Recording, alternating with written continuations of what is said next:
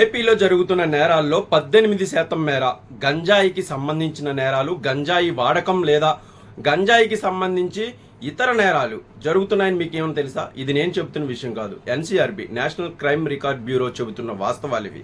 ముఖ్యంగా 2019, 2024 మధ్య గంజాయి రవాణాలో దేశంలోనే మొదటి స్థానాన్ని ఆంధ్రప్రదేశ్ ఆక్రమించింది. ఇది అందరికీ తెలిసిన విషయమే.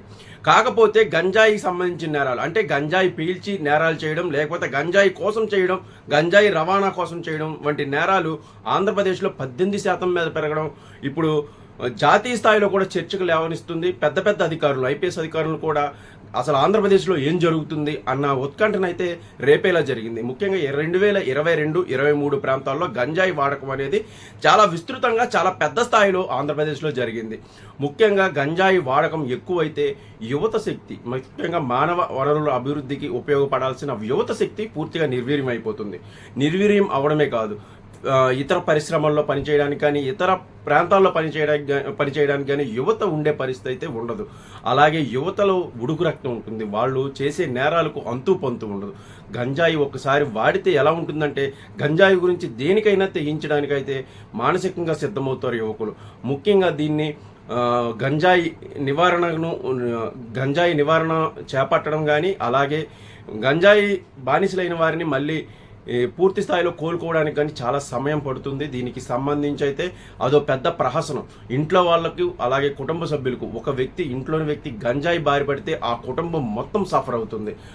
ఇలాంటి సఫర్ కాదు, మొత్తం రోడ్డు మీదకి వచ్చే పరిస్థితులు అయితే ఉంటాయి.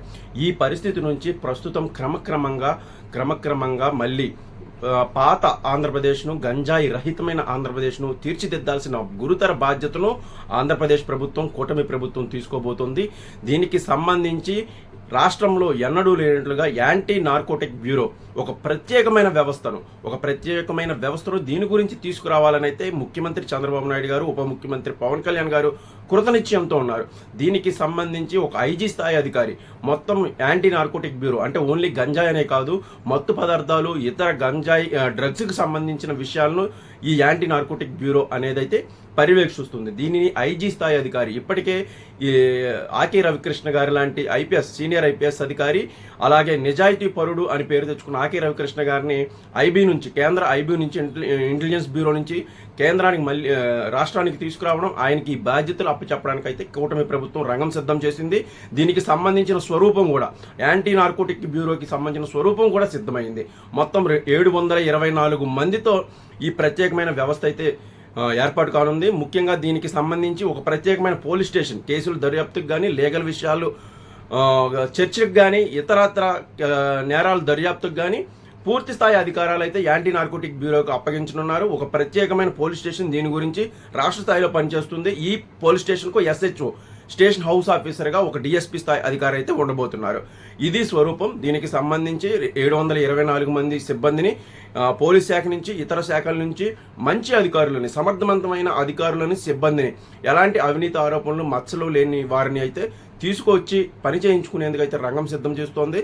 దీనికి సంబంధించి ఒక ప్రత్యేకమైన వ్యవస్థకు సంబంధించి ఇటు పరిపాలనా శాఖ, అటు ఆర్థిక శాఖ ఆమోదం కూడా కావాలి. కాబట్టి ఆ 2 ఆమోదాలు వెంటనే సత్వరం అయిపోగానే వెంటనే ఈ ఐజీ స్థాయి అధికారి నేతృత్వంలో ఈ ప్రత్యేకమైన వ్యవస్థ అయితే ఖచ్చితంగా పటిష్టంగా పనిచేయాలి. ముఖ్యంగా గంజాయి మూలాల్లోకి వెళ్ళాలి. గంజాయి రవాణా, అలాగే కింగ్ పిన్స్, వాటి సరఫరా చేస్తున్న వారు, ముఖ్యంగా ఇప్పుడు ప్రతి వీధిలోనూ, ప్రతి గ్రామంలోనూ కూడా గంజాయి ఎలా వెళ్తుంది, ఈ మూలాలు ఏంటి అనేది తెలుసుకునే పని అయితే ఖచ్చితంగా ఈ యాంటీ నార్కోటిక్ బ్యూరోకి చాలా పెద్ద టాస్క్. దీన్ని ఎలాగా ముందుకు తీసుకువెళ్తారు, గంజాయిని ఎలా నిరోధిస్తారు, గంజాయి రవాణాను, అలాగే ఉచిత మనీకి అలవాటు పడిపోయిన వివిధ మార్గాల్లో అయితే ముందుకు వెళ్ళే అవకాశం ఉంది. దీన్ని ఎలా నిరోధిస్తారు అనేది యాంటీ నార్కోటిక్ బ్యూరో అయితే దృష్టి సారించాల్సిన అవసరం అయితే ఉంది. ఇది ఒక మంచి అడుగు అని చెప్పొచ్చు గంజాయి నివారణకు. ముఖ్యంగా రాష్ట్రానికి పెట్టుబడులు రావాలన్నా ఇక్కడ మానవ వనరులు ఎక్కువ ఉండాలి, యువత శక్తి ఎక్కువ ఉండాలి, అది చూస్తారు. అంతేగాని యువత ఎక్కువగా గంజాయి, అలాగే లేకపోతే మత్తు పదార్థాలకు బానిస అవ్వడం వల్ల ఏమవుతుందంటే ఆ రాష్ట్రం ఇంకా వెనక్కి వెళ్తుంది. దానికి సంబంధించిన మానవ వనరులు ఉండవు, అలాగే యువత శక్తి పోతుంది. కొన్ని కుటుంబాలు రోడ్డును పడే పరిస్థితి వస్తే మొత్తం రాష్ట్రానికే ఇది అశుభ పరిణామం అని చెప్పొచ్చు. పూర్తిగా పారిశ్రామికవేత్తలు కూడా ముందుకు రారు పెట్టుబడులు పెట్టేందుకు. సో కాబట్టి ముందుగా క్రమక్రమంగా గంజాయి వాడకాన్ని, అలాగే రవాణాని పూర్తి స్థాయిలో తగ్గించడం కింగ్ పిన్లను నివారించాలి. ఎందుకంటే గత 5 ఏళ్లలో ముఖ్యంగా వైసీపీకి చెందిన ద్వితీయ శ్రేణి నాయకులు పూర్తి స్థాయిలో గంజాయి రవాణా సరఫరాలో ముఖ్యంగా ఉత్తరాంధ్ర ఏజెన్సీ ప్రాంతాల నుంచి వివిధ ప్రాంతాలకు తరలించే పెద్ద నెట్వర్క్లు అయితే వీళ్ళు ఉండిపోయారు. వీళ్ళని ఇప్పుడు క్రాష్ చేయాల్సిన అవసరం ఉంది. ఈ చైన్ని పూర్తి స్థాయి చైన్ని తెగ్గొట్టాల్సిన అవసరం ఉంది. అప్పుడు మాత్రమే గంజాయి రవాణా అయితే ఆపుతుంది. ఇతర రాష్ట్రాలు కూడా ఇది పాకినట్లయితే తెలుస్తుంది.